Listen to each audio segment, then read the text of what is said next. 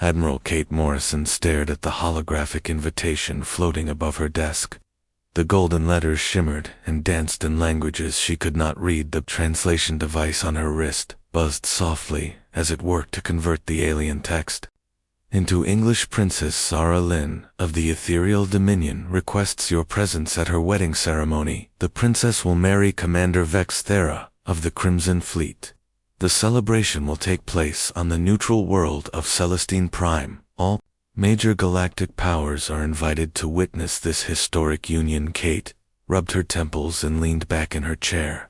The leather creaked under her weight, reminding her of the old Earth furniture she had insisted on keeping in her office aboard the space station. Most aliens preferred floating crystal chairs or bioformed seats that adjusted to their bodies. Kate liked things that felt solid and real. Lieutenant Amy Brooks knocked on the doorframe and stepped inside. She carried a cup of coffee in one hand and a datapad in the other. Her blonde hair was pulled back in the regulation military style, but a few strands had escaped to frame her young face. Admiral, the guest list for the wedding just came through, Amy said as she set the coffee on Kate's desk. You might want to see this. Kate took the datapad and scrolled through the names. Every major species in the galaxy would be represented. The ethereal Queen Mother herself planned to attend, along with the Draknari High Warlord. The peaceful Centauri Trade Federation was sending their entire diplomatic corps. Even the mysterious Voidwalkers had confirmed their presence. This is not just a wedding, Kate muttered. This is a galactic summit disguised as a party. Amy nodded. The intelligence reports suggest the same thing. The Ethereals and Draknari have been enemies for over 1,000 years. This marriage could change the balance of power in the entire galaxy. Kate stood and walked to the large window that looked out into space. The stars seemed so peaceful from here, but she knew that between them lay worlds full of beings who saw humanity as nothing more than violent children. Earth had only joined the galactic community 15 years ago after first contact with the Centauri. Most alien species still viewed humans as primitive and dangerous. What do we know about the bride and groom? Kate asked. Kami consulted her datapad. Princess Zara Lynn is the youngest daughter of the ethereal Queen Mother. She is only 300 years old, which makes her practically a teenager. By ethereal standards, she's studied art and philosophy on their homeworld, and has never shown interest in politics. Commander Vex Thera is different. He comes from an old Draknari military family and has been fighting border wars since he was old enough to hold a weapon. So, a young artist marrying a seasoned warrior, Kate mused. Either this is true love or the most calculated political move in galactic history. The door chimed again, and Ambassador Linda Hayes entered. She was a tall woman with graying hair and the kind of smile that diplomats used when they wanted something. Linda had been working in galactic politics since before Kate was born, and she understood the complex web of alliances and rivalries better than most humans. Kate, I heard about the wedding invitation, Linda said, as she helped herself to a chair. This could be exactly what Earth needs. What do you mean? Kate asked. Think about it. Linda spread her hands wide. Every major power will be there watching and judging. If we can make a good impression, it could open doors for trade agreements, defense pacts, maybe even technology transfers. We have been trying to prove that humanity belongs in the galactic community for 15 years. This is our chance. Kate was not convinced. She had spent most of her career fighting in space battles against pirates and raiders. The few diplomatic events she had attended left her feeling awkward and out of place. She was a soldier, not a politician. I do not know if I am the right person for this, Linda. Kate said. My idea of formal wear is a dress uniform with all my medals. That might actually work in our favor, Linda replied. The other species expect humans to be direct and military focused. If you show up in full dress uniform, it reinforces their expectations, while showing that we take the event seriously. Looked up from her datapad. Admiral, there is another issue. The dress code for the event specifies formal wear appropriate to your species' highest cultural standards. The ethereals will be wearing gowns made of pure light energy. The Dragnari will have ceremonial armor that has been in their families for generations. What does humanity wear too? Compete with that. Kate walked back to her desk and picked up a small framed photo. It showed her grandfather in his old Earth military uniform, standing next to a primitive spacecraft. He had been one of the first humans to leave the solar system, back when they used chemical rockets, and had no idea that aliens existed. My grandfather always said that clothes do not make the soldier, Kate said softly. The person wearing them does. Linda frowned. You cannot be serious about wearing a military uniform to a wedding. Why not? Kate asked. It represents everything humanity has achieved. We went from throwing rocks at each other to traveling between stars in less than 1,000 years.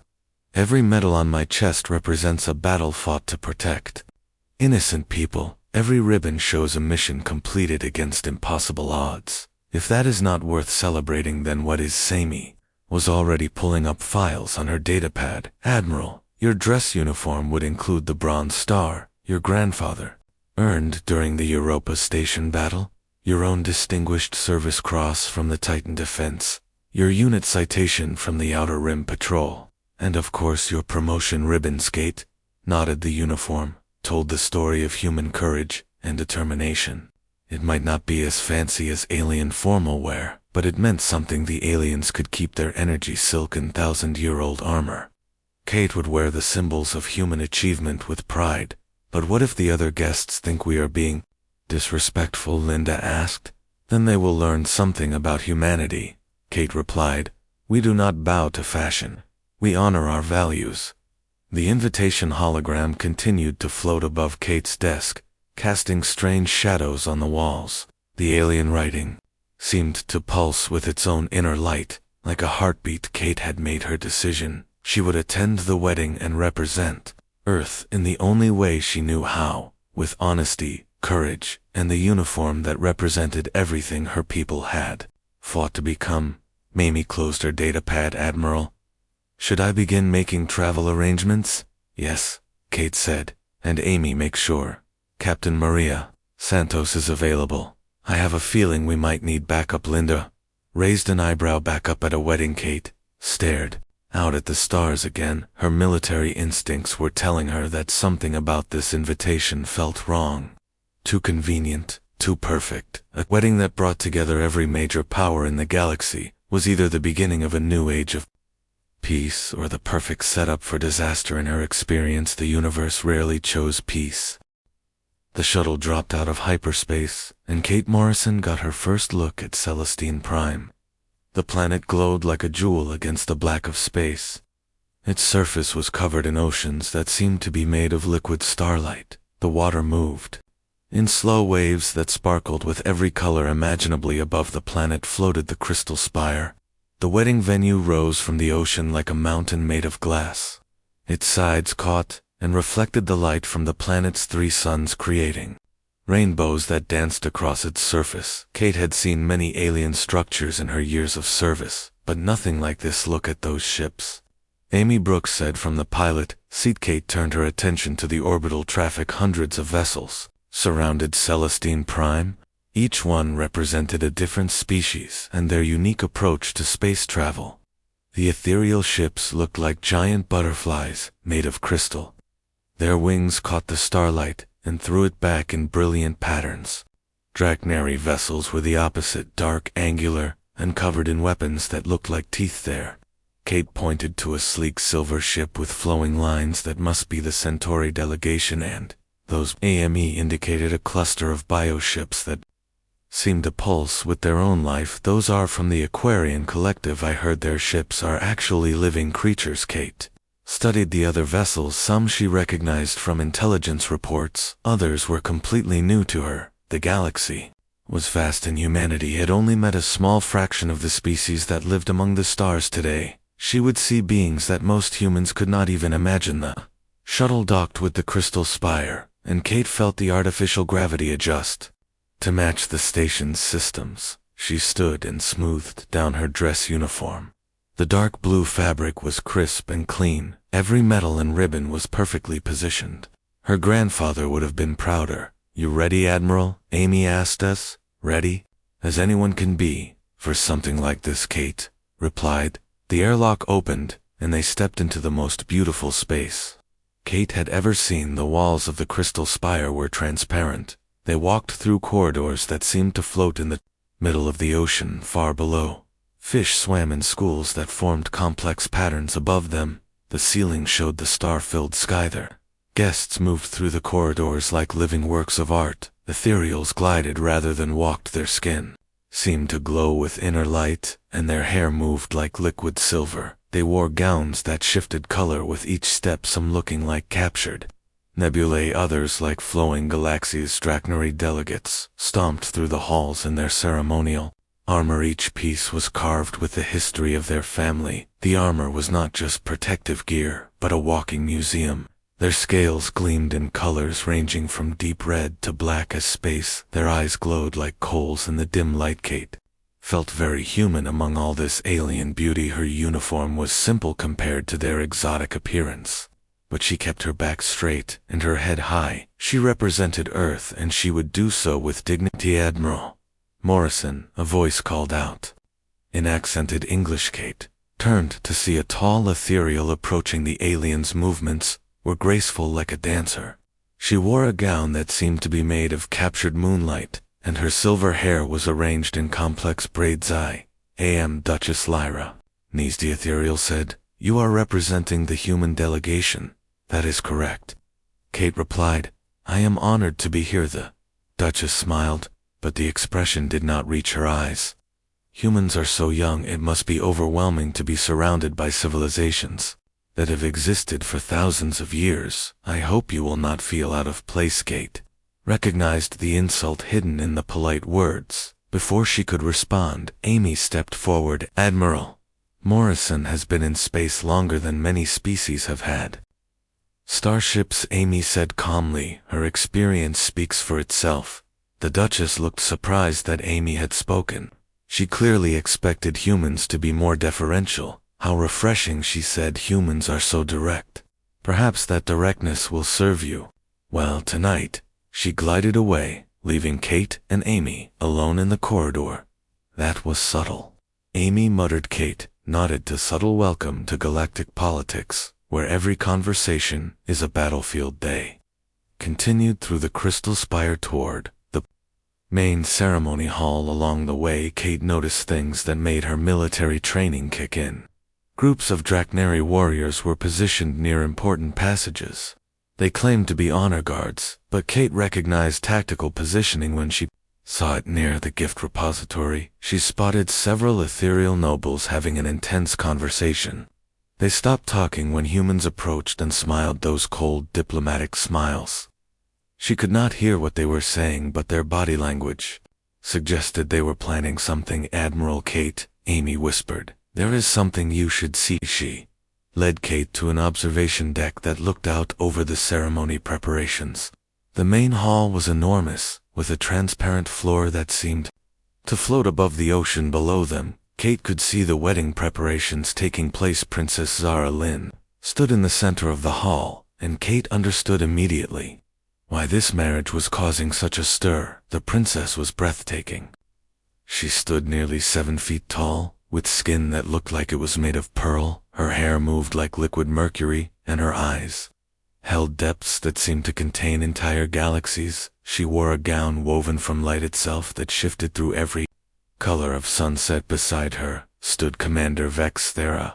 The Drachnary warrior was equally impressive. His scales gleamed like polished obsidian, and his ceremonial armor had been in his family for 1,000 years. He moved with the controlled power of a predator, but when he looked at his bride, his fierce expression softened. They are really in love, Amy observed. Kate nodded. It was obvious even from a distance, the way they looked at each other, the way they moved together. It was genuine, which made what Kate was overhearing even more disturbing. Behind them, a group of Drachnary officers were talking in what they thought was private. War Speaker Deckmore was discussing plans for cleansing the outer rim of inferior species. His words were harsh and filled with contempt for the younger species in the galaxy. From another direction, Kate caught fragments of conversation from ethereal nobles. They spoke of humanity as a temporary curiosity that would burn itself out within a few centuries. Their tone suggested they were already making plans for when that happened. Kate felt a chill that had nothing to do with the station's temperature. She was beginning to understand that this wedding was not just a celebration, it was a gathering of power, and someone was planning to use that gathering for their own purposes at Morrow. Amy said quietly, "I think we need to find Ambassador Hayes." Kate agreed, but when they looked for Linda, they discovered she was deep in conversation with the Centauri Trade Minister. Her face had the glazed look of someone who had been drinking the ceremonial wine that was being served throughout the station. Captain Santos was easier to find. The tough Marine officer was studying the station layout with the eye of someone who understood defensive positions. "Maria." Kate called out. Captain Santos turned. She was a short woman with dark hair and scars on her hands from her years of combat service. Her dress uniform was as crisp as Kate's, but she wore fewer medals. She preferred to let her actions speak, rather than her decorations ignore. "Something feels wrong about this place," Santos said, without preamble. Kate nodded. "I was thinking the same thing. Too many warriors for a wedding, too many private conversations. Too many people positioned in tactical locations." "What do you want to do about it?" Santos asked. "For now we watch and listen," Kate replied, "but be ready if something happens. We may be the only ones in position to respond." The three women stood on the observation deck, watching the alien nobles move through the crystal spire. Kate could not shake the feeling that they were watching the final moments before everything changed. The wedding of Princess Zara Lynn and Commander Vex Thera was supposed to be a celebration. Instead, it felt like the calm before a storm. The wedding ceremony began at sunset, when all three of Celestine Prime's suns aligned in the sky. Kate Morrison took her assigned seat in the crystal amphitheater that floated above the ocean of liquid starlight. Around her, hundreds of alien dignitaries settled into their places, each species clustering together in their own sections. The human delegation occupied a small area near the back. Kate noticed they had been placed between the peaceful Aquarian collective and the insectoid hive speakers. Both groups were known for avoiding conflict. The positioning was not accidental. Someone wanted to keep the humans away from the more powerful species. Princess Zara Lynn entered the ceremony space in a sphere of crystallized time. The ancient ethereal ritual made her appear to float among the stars themselves. Her gown had transformed from light into something that looked like captured galaxies, tiny points of light swirling in complex patterns across the fabric. Her silver hair now moved like solar wind, and her eyes reflected the depth of space. Commander Vex Thera emerged from the opposite side of the amphitheater. His ceremonial armor had been polished until it gleamed like a black mirror, the ancient Drachnary symbols carved into each piece told the story of his bloodline stretching back 1,000 years. His own eyes glowed like red stars, and when he moved, the armor sang with the sound of metal on metal. The officiant was an ancient being from a species Kate did not recognize. It looked like living stone carved into the shape of something that might once have been humanoid. Its voice resonated through the crystal structure, without need for amplification. The ceremony was conducted in 17 different languages as tradition demanded. Each species present would hear the vows in their own tongue. Kate listened to the translation device on her wrist convert the alien words into English. Princess Zara Lynn spoke first, her voice carrying across the amphitheater like music. "I bind my light to your darkness, Vex Thera of the Crimson Fleet. I choose you above the songs of my people, above the calls of duty, above the demands of politics. In you I find the completion that makes eternity bearable." "Commander," Vex Thera responded, his deeper voice rumbling like distant thunder, "I bind my strength to your wisdom, Zara Lynn of the ethereal dominion. I choose you above the glory of battle, above the honor of my bloodline, above the expectations of my people. In you I find the peace that makes victory meaningful." Kate found herself moved by the genuine emotion in their voices. This was real love, not political calculation. But around her she could see that not everyone was focused on the ceremony. Several Drachnary officers were using the dimmed lighting to move toward new positions, Their movements were subtle, but Kate recognized military precision when she saw it. They were not watching the wedding, they were watching the exits on the other side of the amphitheater, ethereal. Nobles were making similar adjustments. The flowing nature of their movement made it harder to spot, but they too were repositioning themselves. Kate began to map their locations in her mind and realized they were surrounding the sections occupied by the younger species. Zami Brooks sat beside Kate and leaned over to whisper, "Admiral, something is wrong with the communication system. I am getting interference on all frequencies." Kate kept her expression neutral, but her heart rate increased. Communication jamming was a classic prelude to hostile action. She glanced toward Ambassador Hayes and saw that Linda was struggling to stay awake. The ceremonial wine had affected her more than it should have. Captain Santos was 3 seats away, but when Kate caught her eye, the Marine officer gave a subtle nod. She had noticed the movement too, and was ready for action. But what kind of action, neither of them knew. Yet the ceremony continued with rituals that were beautiful, and alien, ethereal light dancers performed aerial ballets, while Draknari war drums beat out rhythms that seemed to match the pulse of the stars above. The couple exchanged gifts that had been blessed by their respective peoples, and sealed their union with a kiss that made the crystal structure ring like a bells. The formal ceremony concluded. The guests began to move toward the banquet hall. Kate used the crowd movement to get closer to Captain Santos. They met near one of the gift displays, where hundreds of presents from across the galaxy were arranged on floating platforms. "Maria," Kate said quietly, "are your people in positions?" Santos nodded. "Our security team is scattered throughout the station, but if communications are jammed, we have no way to coordinate with them." Kate studied the gift display and felt a chill run down her spine. Several of the larger presents were emitting energy signatures that her trained eye recognized. They were not gifts, they were weapons disguised as ceremonial objects. The realization hit her like a physical blow. "This whole thing is a setup," Kate whispered before Santos could respond. The lights dimmed for the traditional Draknari victory dance war speaker. Vekmore took the center of the hall and began the ancient ritual that celebrated military conquest. The dance was supposed to honor the groom's warrior heritage, but Kate now understood its real purpose. In the darkness created by the ritual, the conspirators would have perfect cover for their attack. The weapons hidden in the gifts would be activated, creating chaos that would be blamed on human terrorists. The marriage that was supposed to unite to ancient enemies was actually the cover for eliminating the newer species that threatened their power. Kate made a decision that would have consequences far beyond anything she could imagine.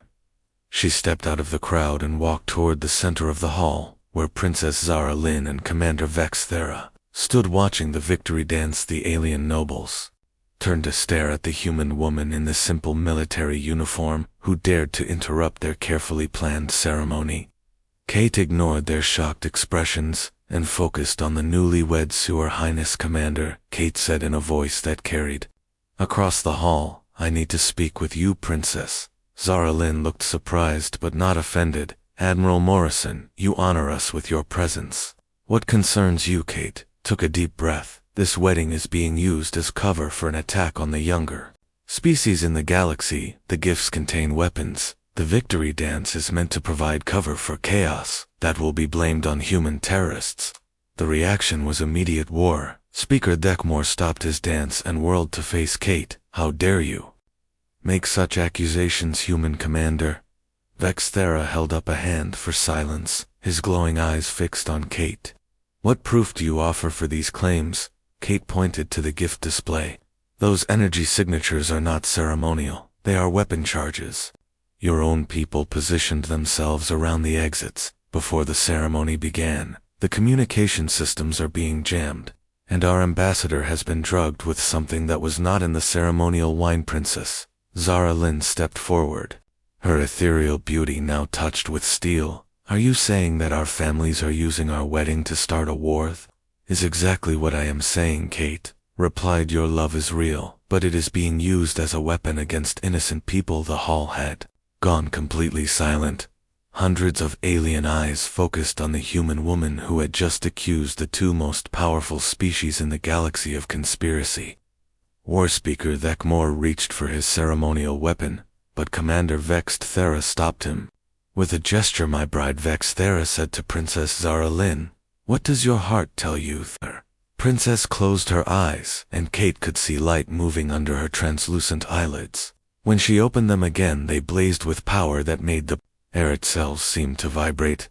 "My heart tells me that someone has turned our joy into their weapon," she said. Her voice carried new authority that made even the war speaker step back. Commander Vex Thera nodded. "Then we will stop them together." Kate felt hope surge in her chest, but she also knew that the real fight was just beginning. The conspiracy had been exposed, but the conspirators would not give up easily. The galaxy was about to discover what happened when humans got angry. The crystal spire erupted into chaos as Princess Zara Lynn and Commander Vex Thera turned against their own family's warspeaker. Thekmor roared in fury as loyal Draknari soldiers moved to arrest him. Ethereal nobles found themselves surrounded by the very light dancers they had hired for entertainment, who now used their performance equipment to disable the hidden weapons. Kate Morrison stood in the center of it all, feeling strangely calm. The storm she had sensed building was finally breaking, and she was exactly where she needed to be in the middle of the fight, protecting the people who could not protect themselves.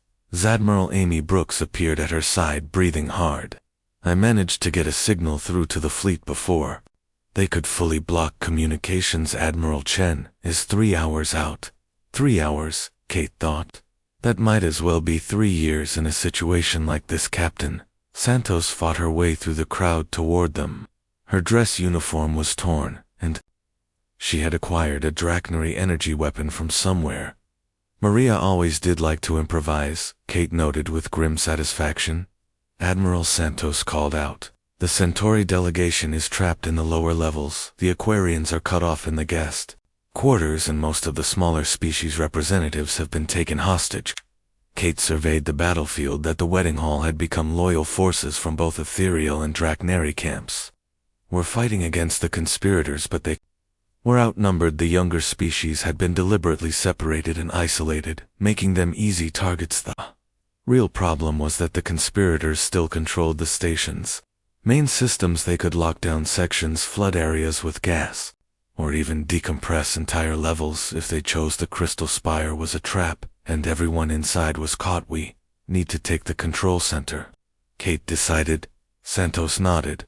"But it's 6 levels up, and crawling with hostiles. Then we go through them," Kate said simply. "Sometimes the direct approach is the best approach. Admiral, we are 3 people against hundreds." Kate smiled the way her grandfather used to before a difficult mission. "Amy, have you ever heard of the Battle of Europa Station?"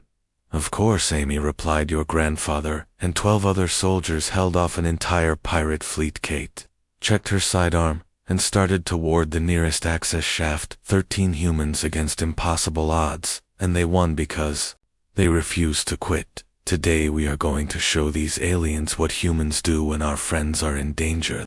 Trio began fighting their way through the crystal spire. Kate had not been in ground combat for years, but the skills came back quickly. Her military training kicked in as she led Amy and Santos through corridors filled with enemy forces. The aliens had expected panic, confusion, and surrender. Instead, they faced 3 humans who fought with a combination of tactical precision and desperate courage that caught them completely off guard. Ethereal nobles who had lived for centuries found themselves outmaneuvered by beings who had barely existed for decades. Draknari warriors who prided themselves on combat prowess discovered that humans fought differently when protecting others.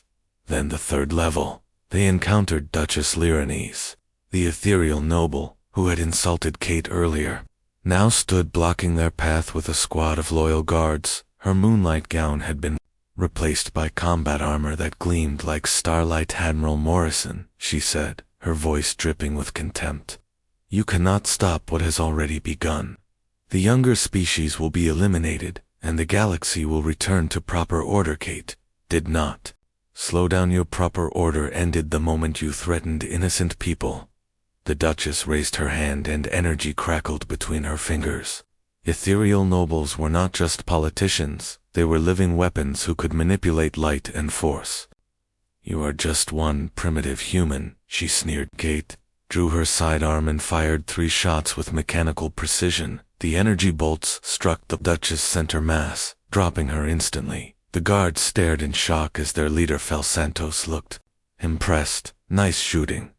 Admiral. Kate kept moving. I spent a lot of time on the practice range as a kid. They reached the control center to find it defended by War Speaker. Vecmore himself, the massive Dracnary warrior, stood over 8 feet tall and his ancient armor, his eyes glowed like red stars, and his claws could tear through metal. He blocked the entrance with his massive body radiating menace. 3 humans, he rumbled. You think to challenge the might of the Dracnary Empire? Kate stepped forward until she was close enough to see her reflection in his armor. War Speaker, I think you have forgotten something important about humans. What is that? He demanded. We are the species that went from throwing rocks to traveling between stars in less than 1,000 years, Kate said. We did not do that by backing down from fights. The War Speaker laughed, a sound like grinding metal. Your species is young and weak. You know nothing of true power. Kate smiled coldly. Then, let me show youth. Fight. That followed became legend. In the years that came after, the War Speaker had strength, speed, and armor that had protected his family for generations. Kate had training, determination, and a complete refusal to accept defeat. The Dracnary warrior came at her with claws that could cut through starship hull. Kate dodged, using her smaller size and human agility to stay ahead of his attacks. When he overextended, she struck with precise blows to weak points in his armor. Santos and Amy took on the other guards using teamwork and tactics that the aliens could not counter. The humans fought as a unit, covering each other and striking where their enemies were weakest. The turning point came when Kate managed to get inside the War Speaker's guard. She grabbed his ceremonial warblade and drove it into the joint where his armor connected. The ancient metal that had protected his family for generations became his downfall. The War Speaker fell with a crash that shook the entire control center. Kate stood over him, breathing hard, her uniform torn and stained with alien blood. Any last words? Kate asked. The War Speaker looked up at her with something that might have been respect. You fight like a true warrior human. Perhaps we underestimated your species. Kate nodded. Perhaps you did. Santos was already at the control console, working to restore communications and free the trapped delegates. Amy stood guard at the entrance, watching for reinforcements. Admiral Santos called out, I have contact with Admiral Chen. The fleet is dropping out of hyperspace. Now Kate felt relief wash over her, but she knew the fight was not over yet. The immediate threat had been contained, but the conspiracy had routes throughout the galaxy. It would take time to root out all the collaborators and restore proper order. Through the control center windows, she could see Admiral Lisa Chen's task force materializing in space around Celestine Prime. The human ships were not the largest or most advanced in the galaxy, but they had arrived when needed, and that made all the difference. Princess Zara Lynn and Commander Vex Thera appeared in the doorway of the control center. Both looked exhausted, but determined. Their combined forces had secured most of the Crystal Spire and were rounding up the remaining conspirators. Admiral Morrison, the princess said, you have given us a gift more precious than any wedding present. You have given us truth. Kate holstered her weapon. Truth is something humans value highly. Your Highness. Commander Vex Thera stepped forward, his red eyes studying Kate with new respect. Admiral Morrison, I have fought many battles, but I have never seen courage like yours today. You faced impossible odds to protect people who were not even your own species. Kate straightened her torn uniform. That is what humans do, Commander. We protect those who cannot protect themselves. The Dracnary warrior nodded slowly. I understand now why your species has achieved so much in so little time. You do not fight for conquest or glory. You fight for others. Outside, the fleet continued to arrive. Human ships, taking defensive positions around the Crystal Spire. Admiral Chen was coordinating with the loyal, ethereal, and Dracnary forces to ensure the safety of all the delegates. The conspiracy had failed. The younger species would live free. The galaxy would continue to grow and change, and humanity had earned its place among the stars, not through superior technology or ancient wisdom, but through the simple willingness to stand up when others could not. Kate looked out at the fleet and smiled. Her grandfather would have been proud. 1 year later, Kate Morrison stood in the same crystal amphitheater where the wedding had taken place. The floating structure had been rebuilt and expanded into the headquarters of the Free Worlds Alliance. Through the transparent walls, she could see ships from dozens of species moving in peaceful formation around Celestine Prime. The transformation had been remarkable. The conspiracy that tried to eliminate the younger species had instead united them in ways no one could have predicted. Princess Zara Lynn and Commander Vexed Thara now ruled the ethereal Draknari Confederation, serving as the military backbone of the new alliance. The species that had once been ignored now had equal voices in galactic affairs. Kate wore the same dress uniform she had worn to the wedding. The torn fabric had been repaired and the bloodstains cleaned away, but she had refused to replace it. This uniform had witnessed the birth of a new age, and she believed it should remain part of that history. Admiral Chen approached, carrying a datapad. Her friend looked older than her years. Commanding the Alliance fleet was a demanding job, but someone had to coordinate the defense of 300 worlds. Kate, the preliminary reports from the Andromeda signals. Already, Chen said. Do you want the good news or the concerning news? First, Kate smiled. Give me the concerning news. I can handle it. The signals are definitely from an intelligent civilization, Chen said. And they are getting stronger. Our scientists think they represent a species that is actively trying to make contact. And the good news? Kate asked. The good news is that we have time to prepare, Chen replied. Based on the signal propagation, they are still several years away from being able to send ships, but when they do arrive, we will be ready. Kate nodded. The Alliance had grown strong in the past year, but it was still young. There would be challenges ahead, especially when they made contact with civilizations from other galaxies, but humanity had taught the Alliance something important about meeting challenges. Amy Brooks entered the amphitheater wearing the uniform of an Alliance intelligence officer. Her promotion had come quickly, but she had earned it by helping to root out the remaining conspiracy cells across the galaxy. Admiral Morrison, she said formally. The council is ready for your address. Kate straightened her uniform and walked toward the central platform, the same space where Princess Zara Lynn and Commander Vex Thera had exchanged vows, now served as the seat of galactic government. The change seemed appropriate somehow. Love had brought the galaxy together, and love would keep it united. The council chamber was filled with representatives from every member species. Kate could see Ethereals and Draknari sitting beside Centauri and Aquarians. Species that had been enemies for centuries now worked together to solve common problems.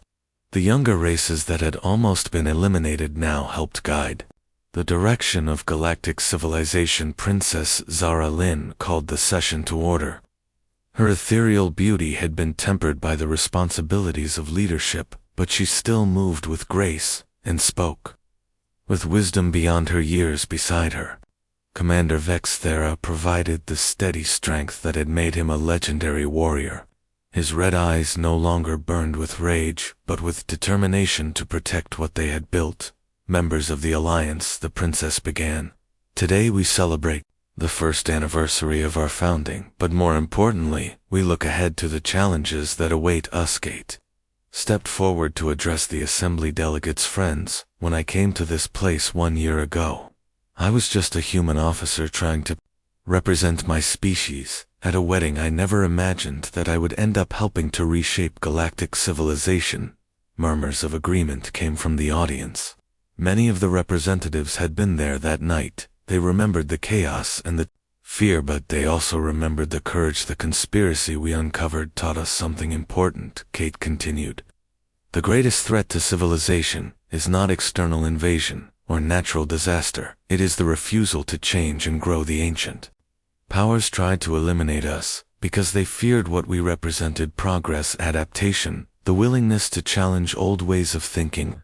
Commander Vex Thera stood up. Admiral Morrison speaks truth. We Draknari spent 1,000 years believing that strength came from tradition and conquest. We learned that real strength comes from protecting those who cannot protect themselves. Princess Zara Lynn nodded. We Ethereals believed that wisdom came from age and contemplation. We discovered that wisdom comes from listening to new voices and embracing new ideas. Kate gestured toward the display screens that showed the Alliance fleet patrolling the galaxy.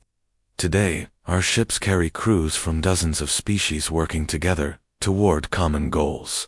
Our scientists share knowledge freely across all worlds. Our diplomats solve problems through cooperation rather than conquest. This is what we have built together. She paused and looked around the chamber, seeing faces both alien and familiar. Each one represented billions of beings who now lived in freedom because a few people had been willing to stand up for what was right. But our greatest achievement is not what we have built, Kate said. It is what we have learned. We learned that diversity makes us stronger, that different perspectives solve problems that single-minded thinking cannot, that the youngest voice in the room might have the most important thing to say. The Centauri representative stood up. Admiral Morrison, humanity brought us something we had forgotten: the courage to risk everything for strangers. You fought not for conquest or glory, but to protect people you had never met. That example changed all of us. Similar statements came from around the chamber. Kate listened as species after species talked about how the events of that night had transformed their thinking. The Aquarians spoke of learning to be assertive. The insectoid hive speakers talked about discovering individual initiative. Even the mysterious void walkers had emerged from isolation to join the Alliance. When the formal session ended, Kate found herself standing alone in the crystal amphitheater, looking out at the stars. The galaxy seemed different now, more alive, more full of possibility. The rigid hierarchies that had kept civilizations separated for millennia had been replaced by fluid partnerships that adapted to meet new challenges. Princess Zara Lynn and Commander Vex Thera joined her at the observation platform. Both had changed. In the past year, the princess had grown into her role as a leader, while the commander had learned to use his strength to build rather than destroy. Admiral, the princess said, we have been discussing the Andromeda signals. Kate turned to face them. What are your thoughts? We think you should lead the first contact mission, Commander Vex Thera said bluntly. You have experience with impossible situations. Kate laughed. That is one way to put it, but why me? There are plenty of qualified diplomats in the Alliance. The princess smiled. Because you understand something that most diplomats do not. Sometimes the best way to make peace is to be ready for war. And sometimes the best way to show strength is to protect the weak. Kate considered this. The mission to make contact with the Andromeda civilization would be dangerous. They had no idea what kind of beings they would encounter, or what their intentions might be, but that was exactly the kind of challenge that humanity had always excelled at meeting. All right, Kate said. I will do it, but I want Amy Brooks as my intelligence officer, and Maria Santos as my security chief. Done. Commander Vex Thera replied. And Admiral, you will take our finest ships and our best crews. This mission represents the Alliance, not just humanity. Kate nodded. Understanding flooded through her. A year ago, she had been worried about wearing the right uniform to a wedding. Now, she was being asked to represent the entire galaxy in first contact with a new civilization. The universe had a sense of humor. As she looked out at the stars, Kate thought about her grandfather and the stories he used to tell about the early days of human space exploration. Back then they had dreamed of finding other life among the stars. They never imagined that life would be so diverse, so complex, or so beautiful. The galaxy was vast and full of wonders they had not yet discovered.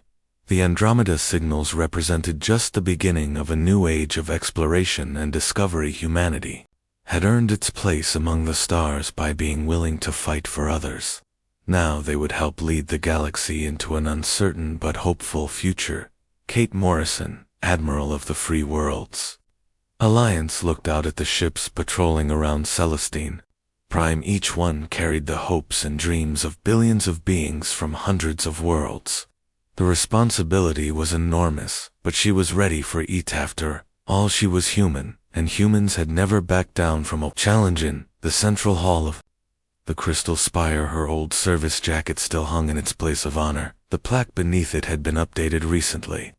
It now read, "The Warlord's armor that won a crown and started a revolution." Kate still did not think of herself as a warlord, but she had learned that sometimes titles mattered less than actions, and her actions had helped create something beautiful, a galaxy where all species could work together toward a better future. The stars awaited, and humanity would lead the way forward as they always had, with courage, determination, and an absolute refusal to abandon those who needed protection. The universe was about to discover what happened when humans took responsibility for something they cared about. It was going to be an interesting few years.